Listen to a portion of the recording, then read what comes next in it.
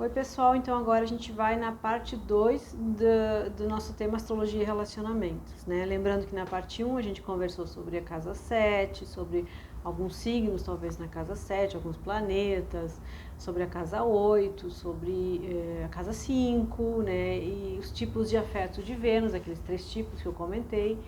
E esse tipo de relacionamento a gente pode estender para qualquer área de relacionamento, não é só amoroso, né? Mas como é um assunto mais em voga sempre, o amoroso, né? A gente puxou um pouquinho para esse lado.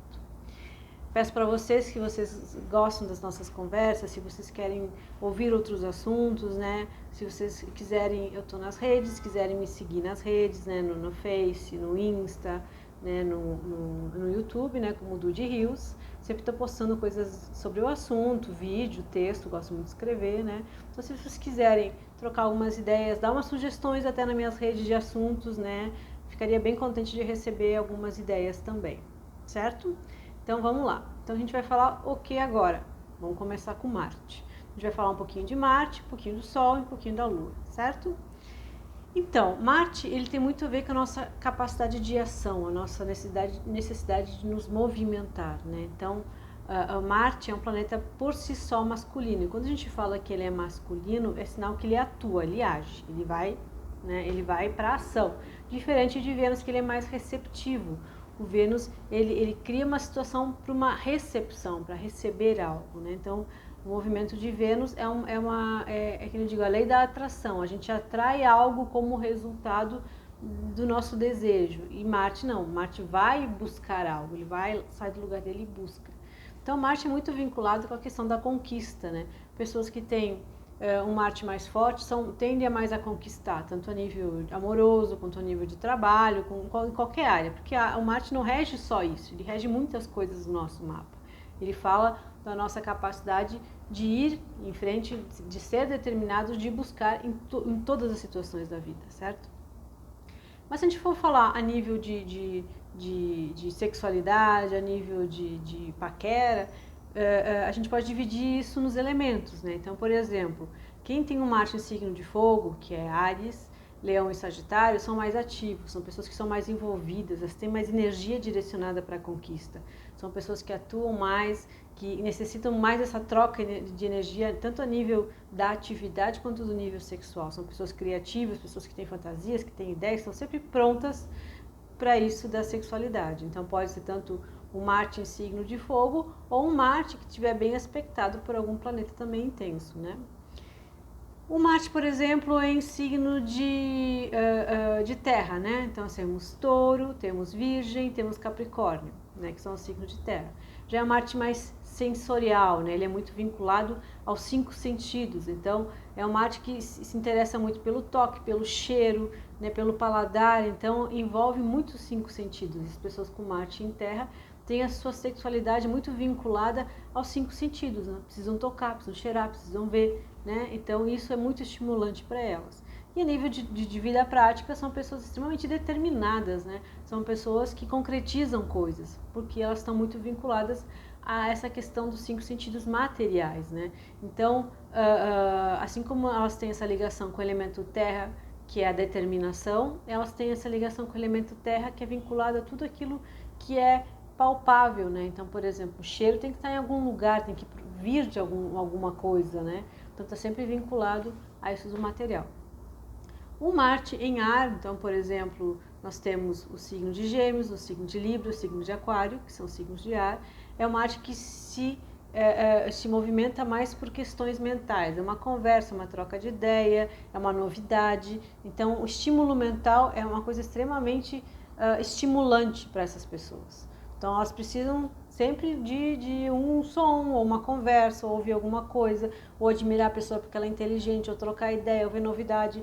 Esse mundo aéreo, que é o mundo dessas movimentações de informação, é extremamente estimulante. E a pessoa que tem um Marte em signo de ar, ela sempre vai ir em direção a informações e ir em direção a uma novidade.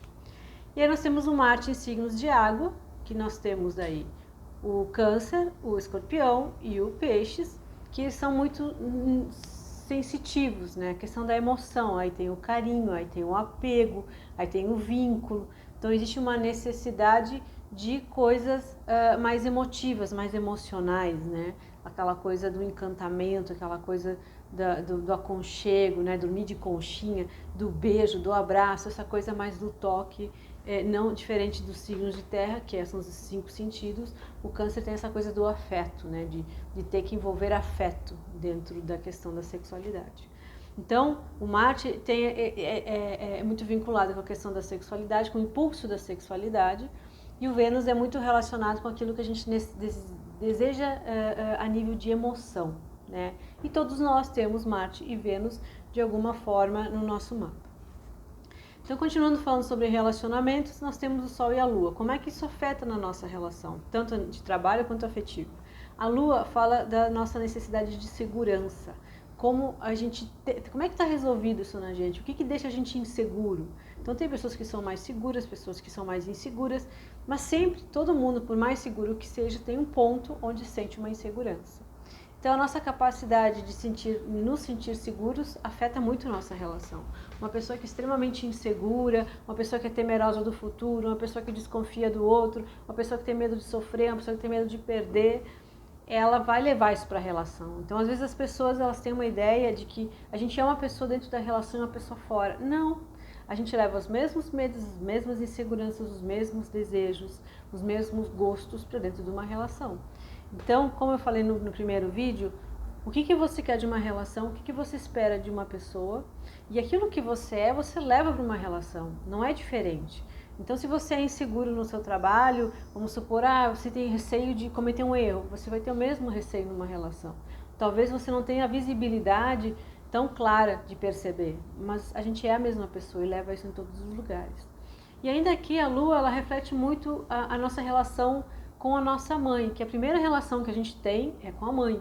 Né? A gente estava lá na barriga dela, a gente nasceu, ela cuidou da gente, a relação foi boa, foi ruim, foi prazerosa, foi sofrida, mas foi a primeira relação que a gente teve.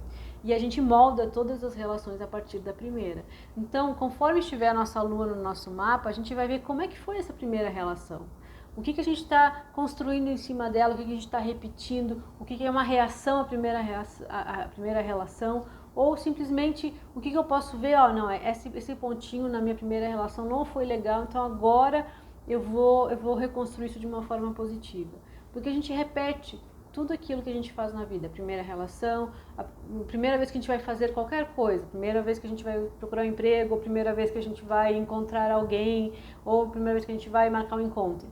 A primeira vez remete ao momento do parto, que foi a primeira coisa que a gente fez. O parto foi difícil, foi fácil, foi tenso, como é que estava a mãe, como é que estava a família, tudo isso se repete. Então se a gente conhecer um pouco mais da nossa história, se a gente tiver um conhecimento maior sobre a gente consegue identificar muitas coisas na nossa vida.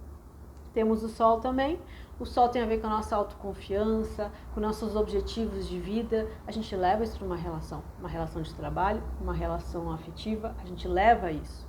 Né? Então, o quanto essa relação atrapalha ou beneficia a minha necessidade de realização na vida.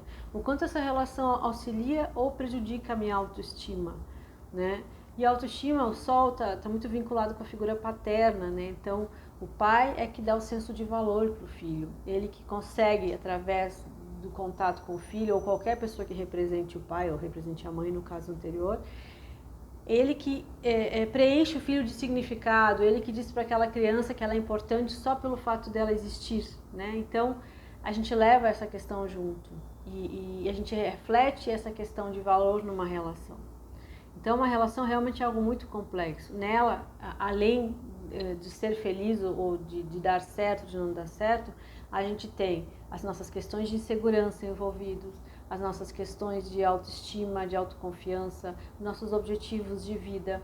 A gente tem a nossa necessidade afetiva, a nossa necessidade de prazer, a gente tem a questão de trazer alguma fantasia, algum sonho para a nossa vida. Né? Então, é algo extremamente amplo, por isso que é complicado. E como eu comentei também no vídeo anterior, a gente está num momento em que as coisas não estão bem definidas. Né? A gente não sabe direito o que é uma relação, para que manter uma relação, para que ficar com uma pessoa para sempre, ou é por pouco tempo, ou é por muito tempo. né? Esses valores, esses conceitos estão mudando e cada um vai ter que buscar a sua relação pelo seu próprio objetivo, né? Então, antigamente se tinha isso mais esclarecido, mais certo, todo mundo sabia que queria casar, ter filho, estudar, ter um emprego, se aposentar e morar na praia, né? Hoje em dia não, hoje em dia está tudo muito diferente, né? As coisas estão mudando, mas ainda não estão prontas, certo? Então, espero que vocês tenham percebido a complexidade das relações, percebido que 50% dos problemas e das alegrias de uma relação são com aquilo que a gente coloca nela, as nossas expectativas, o que a gente é, né, o que a gente precisa. Também espero que vocês tenham percebido que quanto mais necessidade eu tiver do outro, mais difícil é uma relação, porque se eu me relaciono com algo que eu preciso, eu vou me frustrar, né? Na realidade, ninguém pode me dar uma coisa que eu não tenho, eu tenho que construir lá dentro de mim. Também espero que tenham compreendido que o que mantém uma relação é o sentimento que norteia toda a relação e não apenas os objetivos da relação, né? E que, na realidade, todo esse processo de relacionamento é um processo muito de autoconhecimento, porque a gente passa por várias dificuldades, vários conflitos, por muitas felicidades, por muitas realizações, a gente constrói coisas juntos em relações, né? E a gente leva isso para a vida inteira, certo? Então, agradeço a presença de vocês, espero que ter ajudado, ter esclarecido. Se tiverem algumas dúvidas, contatem lá nas minhas redes, pode fazer uma pergunta, eu respondo. Se tiverem sugestões de assuntos também, acho bem legal, tá? Beijo então, tudo de bom!